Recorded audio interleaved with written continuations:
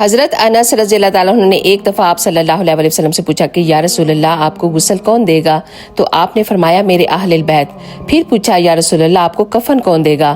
کہا میرے اہل البیت۔ پھر فرمایا آپ کو قبر میں کون اتارے گا؟ آپ نے فرمایا کہ میرے اہل البیت۔ پھر پوچھا آپ کا جنازہ کون پڑھائے گا؟ تو یہ سن کر آپ صلی اللہ علیہ وسلم کی آنکھوں میں آنسو آ گئے۔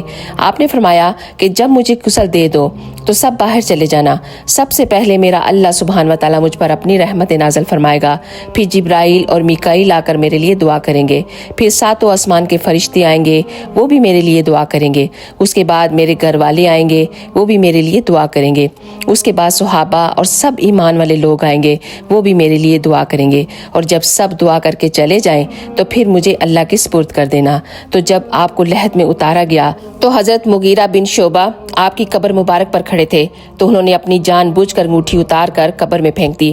پھر حضرت علی سے کہنے لگے کہ اے علی میری انگوٹھی قبر میں گر گئی ہے، یار نکال لوں؟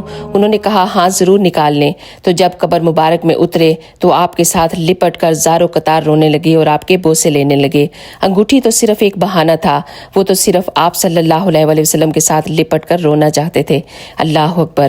اگر آپ کو یہ ویڈیو اچھی لگے تو پلیز ایک دفعہ اس کو ضرور شیئر کیجیے گا۔ جزاک اللہ خیر۔